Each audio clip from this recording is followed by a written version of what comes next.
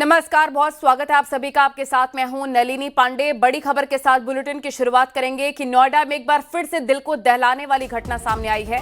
युवराज की मौत के बाद भी नोएडा प्राधिकरण नहीं जागा है। एक बार फिर से नोएडा प्राधिकरण की लापरवाही उजागर हुई है और नोएडा में पानी में डूबने से एक स्टूडेंट की मौत हो गई है। एमिटी यूनिवर्सिटी के 4 छात्र हिमांशु, व्यास, कृष्ण और भी एक शख्स मृतक बताया जा रहा है जिसका नाम हर्षित है। 3 इसमें बच गए हैं, लेकिन हर्षित की मौत हो गई है इलाज के दौरान। परीक्षा अच्छी जाने के बाद गहरे पानी के पास बैठकर पिकनिक मना रहे थे ये लोग और इस दौरान आसपास के गहरे गड्ढे में भरे पानी में नहाने में वो कूद गए और इसी बीच एक छात्र अचानक से गहराई में फंस गया और डूबने लग गया। दोस्तों ने उसे निकालने की पूरी कोशिश की, लेकिन वो नाकाम रहे और इस हादसे में हर्षित की डूबकर मौत हो गई है। घटना नोएडा के सेक्टर 94 की है। फिलहाल पुलिस ने शव को कब्जे में लेकर पोस्टमार्टम के लिए भेज दिया है।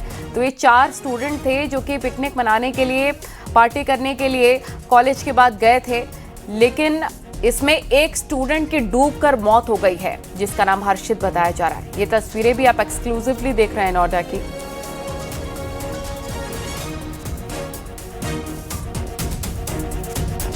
एक जो लड़का था, स्टूडेंट था, उसकी मृत्यु इसमें हुई है। बाकी इसमें स्टूडेंट्स रेस्क्यू कर लिए गए हैं और उसके अलावा जो मृतक थे उनकी बॉडी को अभी पीएम के लिए भेजा गया है।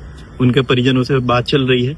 इसके अतिरिक्त जो प्रथम दृष्टया चीजें सामने आई हैं वो ये आई हैं कि इनका एग्जाम आज खत्म हुआ था। उसके बाद ये लोग पिकनिक मनाने के लिए यहाँ आए थे और यहाँ पे पार्टी कर रहे थे। उसके बाद ये दुर्घटना घटित हुई। बाकी विधिक कार्रवाई हमारे द्वारा करी जा रही है। उम्र क्या थी उन लड़के जो डूबा है?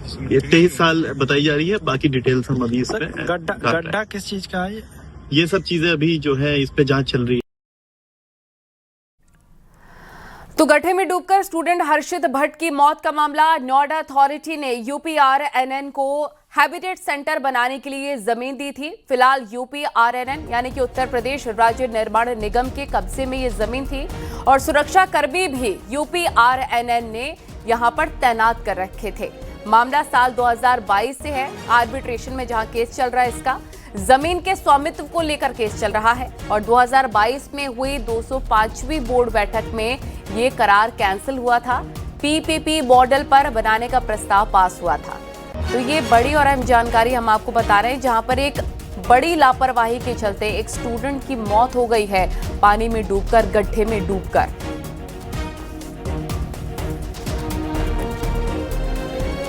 हिमांशु शुक्ला हमारे सहयोगी तमाम जानकारी के साथ हमारे साथ जुड़ गए। हिमांशु, नोएडा में एक बार फिर से एक युवक की गड्ढे में डूबकर मौत हो गई। ये पूरा मामला बताइए, कैसे ये पूरा हादसा हुआ है, गड्ढे में डूबकर स्टूडेंट की मौत का मामला? बिल्कुल, देखिए आपको बता दें कि एक 23 वर्षीय हर्षित भट्ट जो गाजियाबाद का मूल था, उसकी गड्ढे में डूबकर मौत हुई है। और देखिए जाहिर तौर पे एक लापरवाही एक बार फिर से देखने को मिली है। जिम्मेदारी तय करनी होगी, क्योंकि दिसंबर में भी एक घटना हुई थी जिसमें युवराज मेहता नाम के इंजीनियर की मौत हुई थी और वो पूरा प्रकरण अभी फिलहाल कोर्ट में चल रहा है। आपको बता दें कि देखिए इस प्रकरण की अगर बात करें तो आज जो एमिटी की, क्योंकि ये 4 छात्र थे और यहाँ से अपने बैचलर्स डिग्री के एग्जाम्स खत्म करके सभी लोग मौज मस्ती और पार्टी करने गए थे। इस दौरान वहां पे घटना होती है और एक जो स्टूडेंट है उसकी दर्दनाक मौत हो जाती है। परिजनों को भी सूचना दे दी गई है, लेकिन अब जो तमाम जानकारियां निकल के आ रही वो बेहद चौंकाने वाली है। आपको बता दें, नोएडा अथॉरिटी ने ये जमीन पर हैबिटेट सेंटर का निर्माण करना था और इसके लिए यूपीआरएनएन ने बिड की थी, यानी उत्तर प्रदेश राज्य निर्माण निगम ने बिड की थी।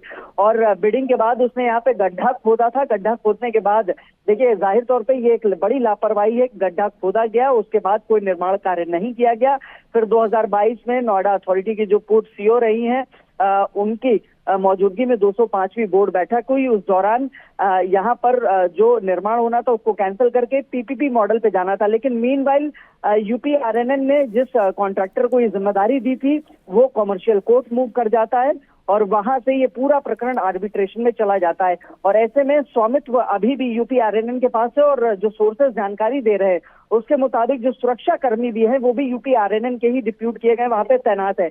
लिहाजा एक जिम्मेदारी तय होनी चाहिए और ऐसे में ये जमीन चूंकि कब्जे में यूपीआरएनएन की थी, उत्तर प्रदेश राज्य निर्माण निगम के कब्जे में थी, लिहाजा जिम्मेदारी तय होनी चाहिए अधिकारियों की कि आखिर ये बच्चे अगर सुरक्षा कर्मी तैनात हैं जो मौके पे दिखे भी हैं वो अगर मौजूद थे, बावजूद इसके बच्चे अंदर कैसे प्रवेश कर गए, क्यों उनको परमिशन दी, किस लिए परमिशन दी गई, क्योंकि एक बच्चे की अब दर्दनाक मौत हो गई है। जी बिल्कुल, ये बहुत बड़ी लापरवाही है। और ऐसे में देखिए, पिछले साल भी हमने देखा ये जो दर्दनाक हादसा युवराज का हुआ था नोएडा में, लेकिन हिमांशु जो प्लॉट किसी कंपनी को निर्माण के लिए दिए जाते हैं उनमें सुध क्यों नहीं ली जाती है? जो गड्ढे खोद दिए जाते, ना वहां पर फेंसिंग था, ना कोई साइन बोर्ड था, ऐसे दावत देते गड्ढे कई होंगे ऐसे नोएडा में, उनकी सुध क्यों नहीं ली जा रही?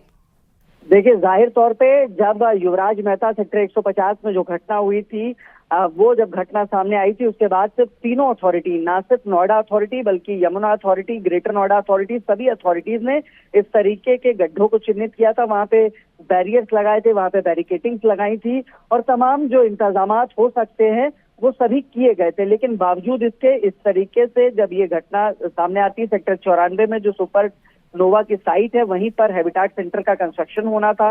ये जिम्मेदारी यूपीआरएनएन को दी गई थी। यूपीआरएनएन ने वहां पर गड्ढा खोदा और गड्ढा खोदने के बाद उसे एज इट इज छोड़ दिया। बारिश से वो लगातार गड्ढा दलदल में तब्दील हो गया। और जो सोर्सेज है वो ये भी जानकारी दे रहे हैं, चूंकि जो हर्षित है वो तैराक है, बहुत बेहतर तैराक नहीं, अच्छा तैराक नहीं, लेकिन इनिशियल स्टेज की तैराकी आती थी, लिहाजा वो उस करीब 10 से 15 मिनट तक वहां तैराकी करता रहा। लेकिन आगे बढ़ने के साथ ही चूंकि ये गड्ढा और गहरा हो गया और उसे अंदाजा नहीं लगा और ऐसे में वो डूब गया, उसकी मौत हो गई है। और मौत की जिम्मेदारी तय होनी चाहिए कि किस अधिकारी की जिम्मेदारी है।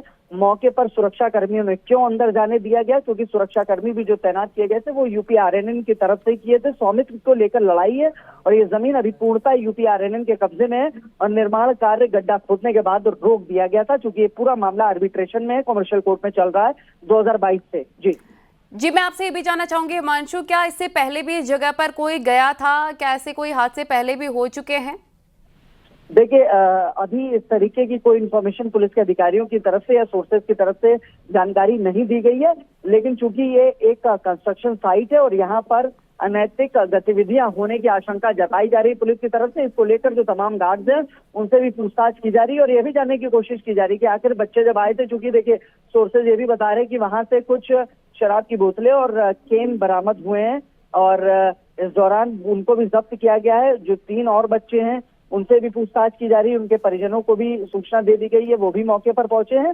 लेकिन 23 वर्षीय हर्षित, जो कि एमिटी यूनिवर्सिटी का छात्र था, उसकी मौत हो गई है और ऐसे में मौत होने के बाद जिम्मेदारी तय होनी चाहिए। जी, मैं आपसे ये भी जानना चाहूंगी हिमांशु, कितनी देर तक जद्दोजहद कोशिश की गई हर्षित को बचाने की? क्योंकि हर बार ऐसा होता है कि पूरी कोशिशें की जा रही हैं, लेकिन क्यों अथॉरिटीज नाकाम हो जाती है, प्रशासन नाकाम हो जाता है बचाने में किसी की जान को? कितनी देर तक कोशिश की गई थी उसे बचाने की?